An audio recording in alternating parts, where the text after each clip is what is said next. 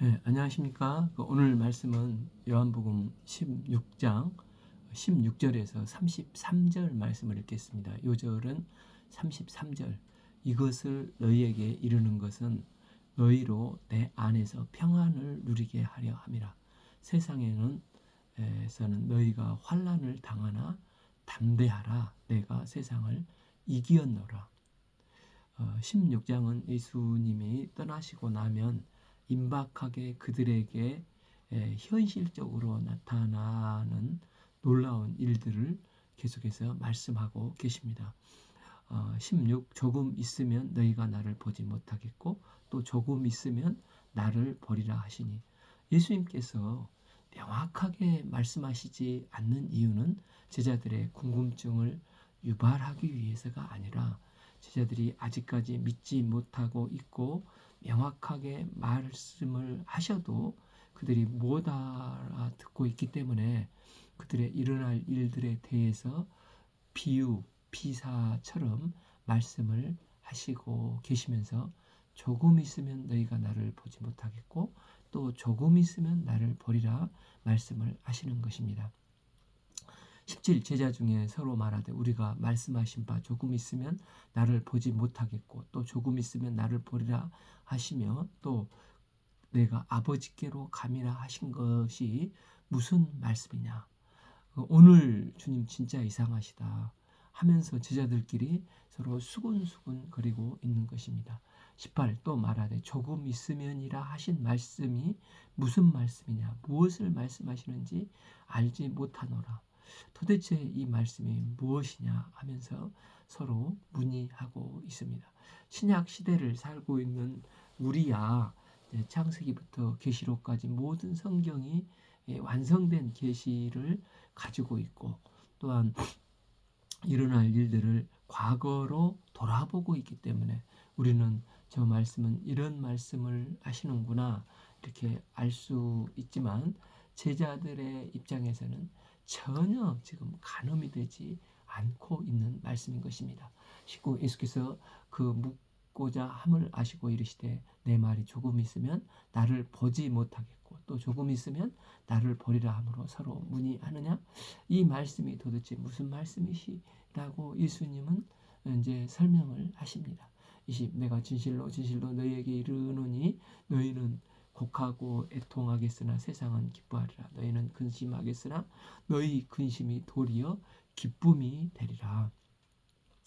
조금 있으면 예수님은 못 볼 것이다 하는 사건은 예수님께서 십자가에 죽으시고 장사 지낸 바 되는 거에 대해서 명확하게 지금 말씀을 하고 계십니다. 예수님이 십자가에 못 박히게 되면 많은 사람들이 통곡하고 애통하며 근심을 할 것입니다.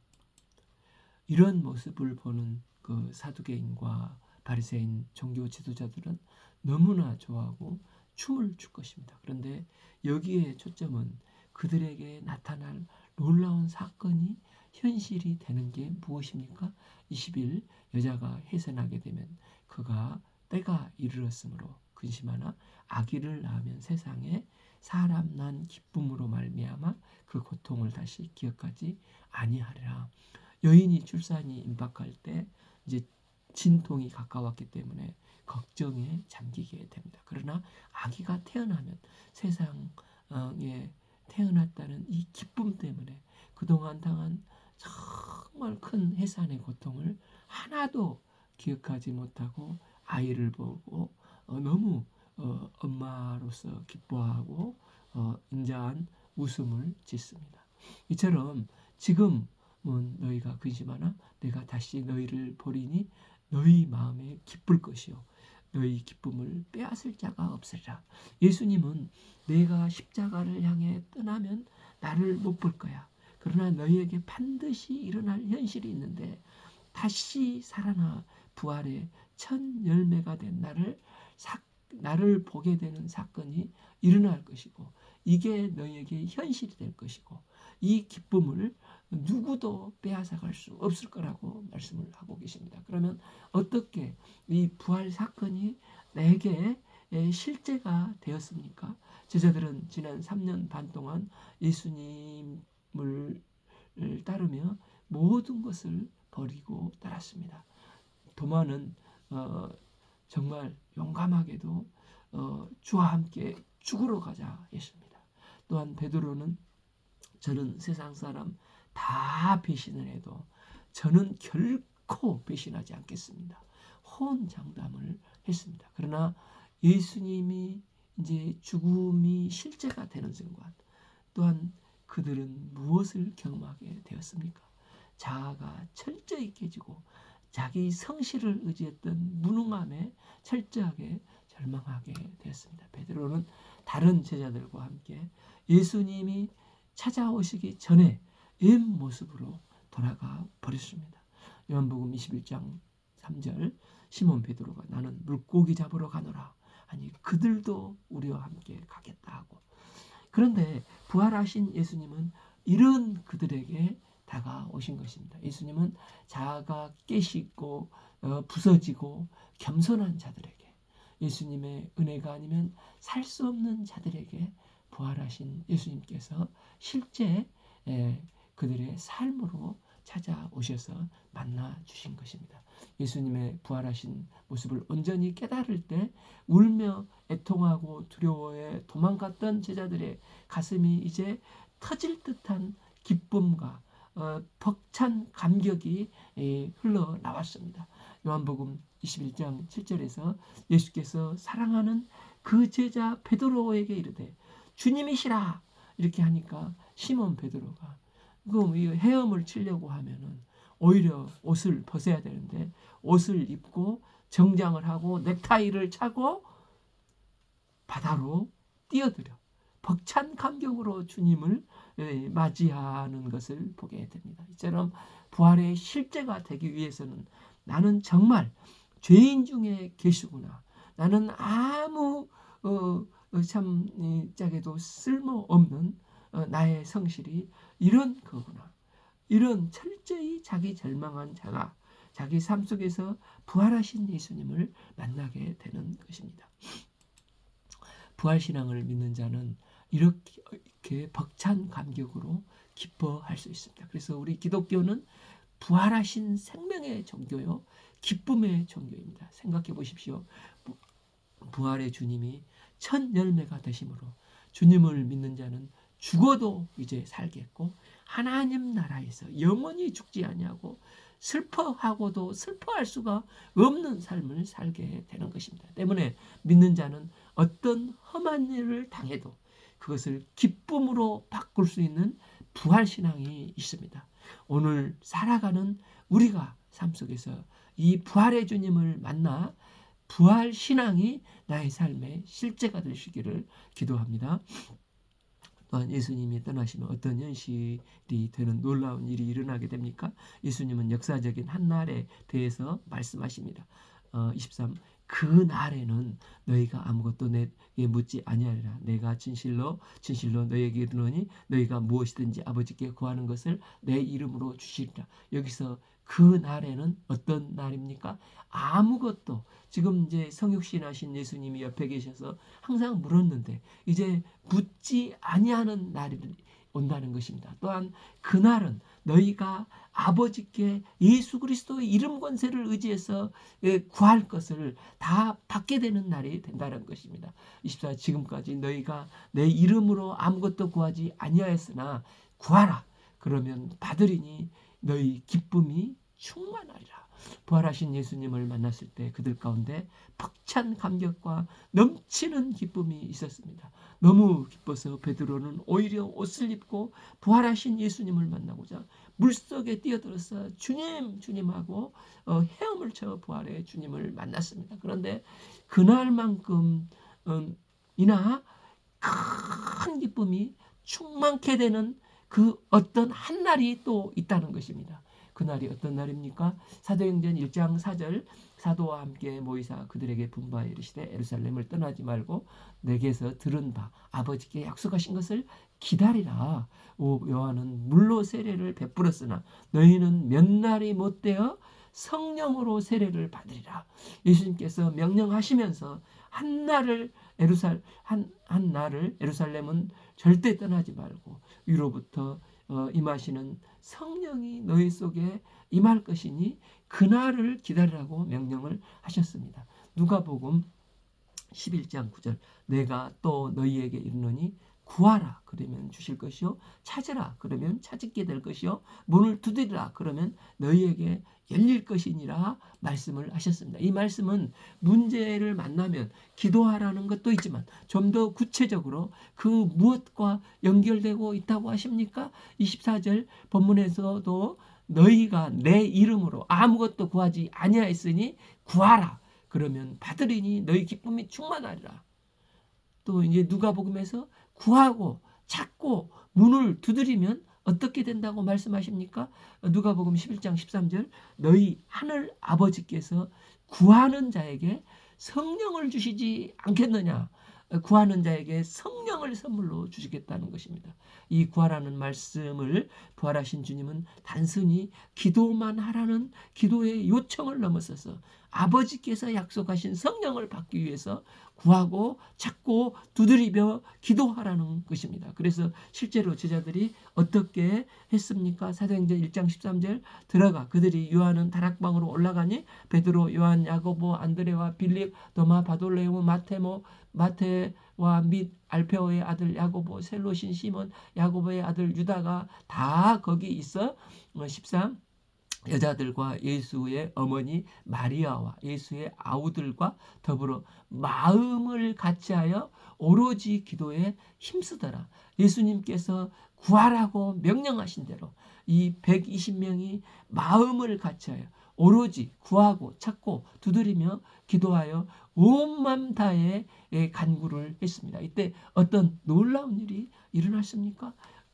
사도행전 2장 1절에서 오순절 날에 이르러서 다 같이 한 곳에 모여 있더니 이 호련히 하늘로부터 예수님께서 이 땅에 초림하실 때도 다 알아보게끔 소동하면서 오신 것처럼 성령님께서 이 땅에 오실 때도 호련히 하늘로부터 급하고 강한 바람 같은 소리가 있어서 그들의 앉아있는 온 집에 가득하여 마치 불의 혀처럼 갈라지는 것들이 그들에게 보여 각 사람에게 위로부터 하나씩 역사적으로 임하였다는 것입니다. 그들이 다 성령의 충만함을 받고 성령이 말하게 하심을 따라 다른 언어들도 말하기를 시작하니라. 약속하신 오순절 성령이 예수님이 초림하셔서 역사적으로 역사하신 것처럼 역사적으로 임하셨습니다. 그래서 마가복음 그래서 2장 마지막 절을 뭐라고 하십니까? 47 하나님을 찬미하며 온 백성이 칭송받으니 온 백성에게 칭송받으니 주께서 구원받은 사람을 날마다 더하게 하시더라. 하나님을 찬양하는 게 언제 터집니까? 성령 충만하여 기쁨으로 충만할 때 감격할 때 하나님을 향한 찬양이 터져 나오게 되는 것입니다.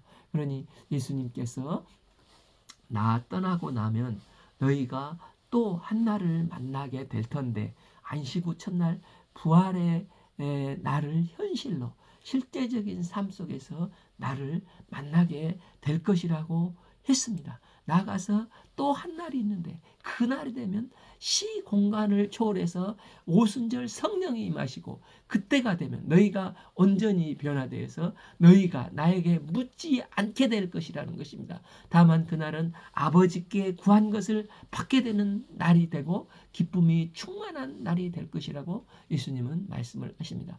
그래서 예수님은 꺼져가는 모닥불과 같은 참 그들의 믿음을 다시 활활 살리시고 마치 실패하여 죽은 자같이 시들어버린 제자들의 믿음과 그들의 낙담한 영혼들을 다시 살리셔서 성령님을 만나게 하시고 만나게 될 것이라고 한 날을 약속하셨습니다. 이것이 제자들에게 실제가 되어서 그들이 참 가슴이 성령으로 뜨겁게 불타올라서 땅 끝까지 나가는 계기가 된 것입니다. 그러면 어떻게 성령님을 만나게 됩니까?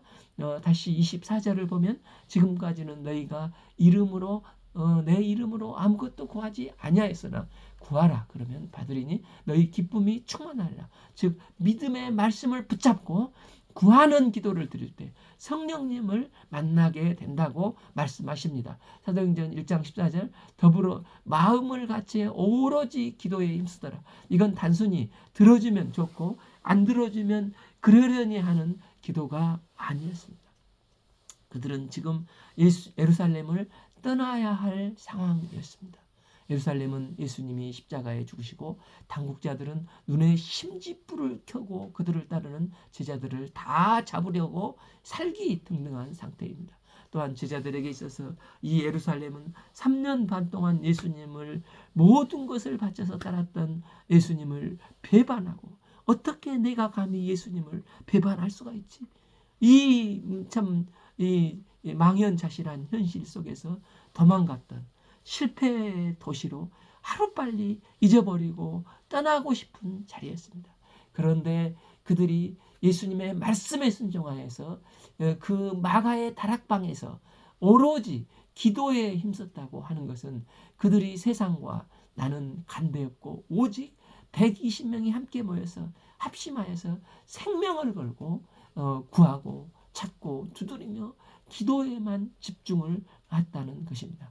예수님께 구하라 그러면 받게 될 것이라는 이 말씀이 제자들에게 말씀의 실제가 된 것입니다. 이처럼 성령을 부어주실 때까지 간절히 기도하는 자에게 하나님은 그날의 사건처럼 나의 삶에도 현재 나의 삶에도 실제가 되게 하시는 분이십니다. 25 이것을 비유로 너희에게 일렀거니와 때가 이르면 다시는 비유로 너희에게 이르지 않고 아버지에 대한 것을 밝히 이르리라. 그동안 예수님은 진리의 말씀을 하실 때 여러 가지 비유를 들어 알기 쉽게 설명을 해 주셨습니다.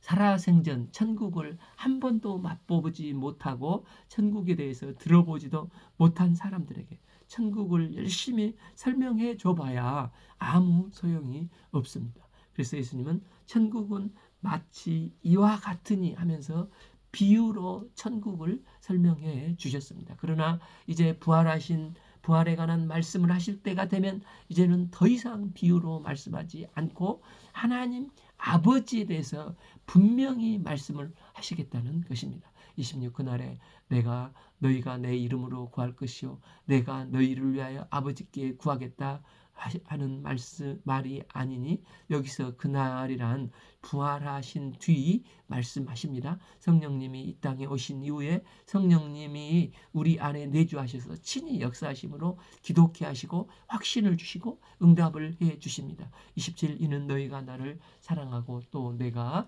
하나님께로 온 줄을 믿었으므로 아버지께서 친히 너희를 사랑하심이라. 28 내가 아버지께서 나와 세상에 왔고 다시 세상을 떠나 아버지께로 가노라. 예수님은 비유에 말씀하시지 않고 이제 분명히 내가 세상을 떠나 아버지께로 간다 말씀하시고 계시는 것입니다. 여기서 예수님의 십자가를 지나 부활을 지나 아버지께로 간다 승천하실 것을 예수님은 명확하게 다시 말씀해 주시고 계십니다. 예수님의 승천이 매우 중요한 이유가 무엇입니까? 왜냐하면 예수님은 육신의 몸을 입고 부활하셨습니다. 물론 그 부활의 몸은 영광스러운 신령한 부활의 몸이 되셨습니다.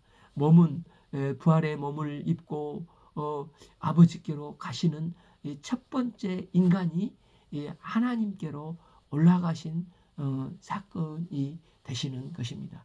에녹이나 엘리야는 장차 오실 메시아 이 예수님의 십자가를 바라보고 십자가의 공로로 은혜로 들림을 받았습니다. 그런데 마침내 약속하신 메시아 예수님께서 십자가에서 인류의 모든 죄를 대속해 주시고 담당하시고 해결해 주셨습니다. 뿐만 아니라 몸으로 부활하신 다음에 그 부활의 몸으로 승천하여 아버지께 가셨습니다. 그래서 부활의 첫 열매가 되신 예수님이 육신의 몸을 입고 아버지께 가심으로 이제 누구나 믿는 자는 구원을 받은 자는 주의 공로 의지하여 담대하게 예수님을 따라서 거룩하신 하나님께 나아갈 수 있는 담력을 얻게 되었습니다. 놀랍고도 새롭고 산 길이 부활하신 이 예수님을 통해서 열렸다는 사건이 예수님의 승천 사건이십니다. 나가서 부활하신 예수님께서 승천하심으로 하늘 보좌 우편에 앉아 계심으로 드디어 만왕의 왕 만주의 주로 온 우주를 통치하시는 왕으로 영육간의 왕으로 등극하셨던 것을 나타내는 사건이 바로 승천입니다.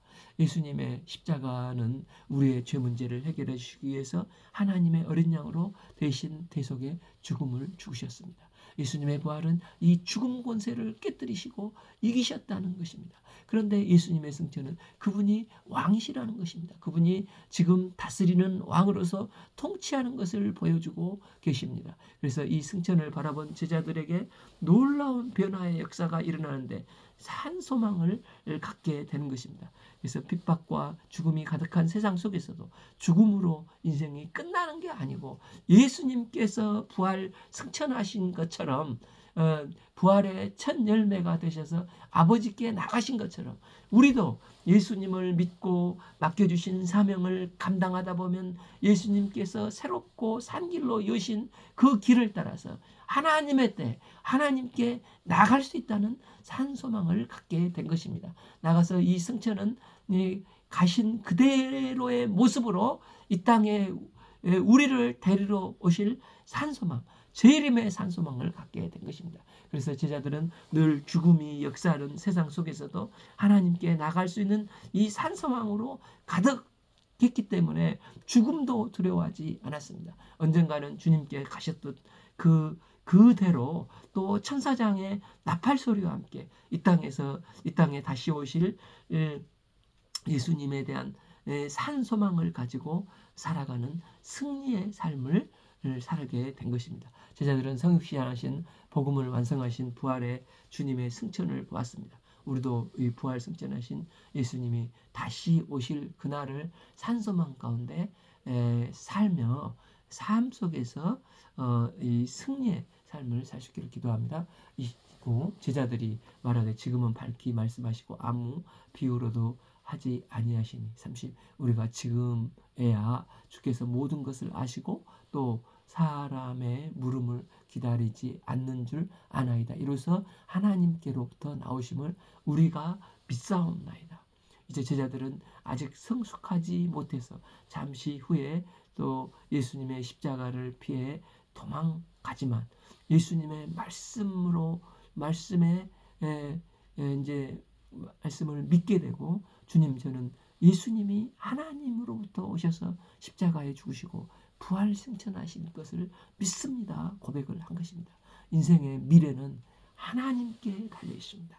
인생의 미래가 사람에게만 달려 있다면 얼마나 불안하고 또 내가 믿는다고 하지만 결국은 제자들처럼 예수님의 십자가 앞에서 자신의 성실이 늑골이 되어서 이제 결국은 불안해서 멸망할 수밖에 없습니다. 그러나 하나님께 달려있는 믿음을 믿기에 우리는 결코 불안하지 않습니다. 30일 예수께서 대답하시되 이제는 너희가 믿느냐?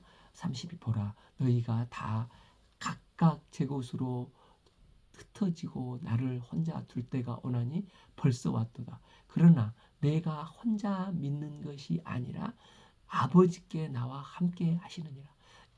제자들이 예수님을 믿는다고 했지만 그 믿음의 기초는 자기 성실에 기초한 믿음이었습니다. 그래서 결국은 너희가 각각 제 곳으로 예수님의 십자가를 보고 흩어질 거라고 말씀하신 것입니다. 예수님은 자신이 십자가의 길을 가실 때 모든 사람이 이처럼 예수님을 떠나 뿔뿔이 흩어지리라는 것입니다. 예수님이 아버지께로 떠나가신다는 말씀은 제자들에게 매우 불안한 말씀입니다. 사랑하는 사람을 떠나보내는 일은 견딜 수 없는 고통을 느끼게 합니다. 사랑하는 사람을 죽음으로 이별할 때 또한 오랫동안 근무했던 나의 전 인생을 바쳐 근무했던 직장을 떠나야 될 때 또 나라를 등지고 사명을 따라 낯선 타국으로 떠나갈 때 우리는 큰 고통을 느낍니다. 그러나 예수님은 어떤 경우에도 절대 절망하지 않고 혼자가 아님을 말씀해 주셨습니다. 그러나 내가 혼자 있는 것이 아니라 아버지께서 나와 함께 계시느니라. 비록 제자들은 다 떠나가고 예수님 혼자 있지만 예수님은 하나님 아버지께서 나와 함께 계시니라 말씀을 하십니다. 가족과 이별하고 직장을 관두고 결국 인생은 홀로서는 과정인 것을 우리는 깨달아 갑니다. 그런데 인간은 사람을 의지하고 조직을 의지하고 그럼에도 불구하고 돈과 명예를 의지하고 싶은 게 사람의 본성입니다.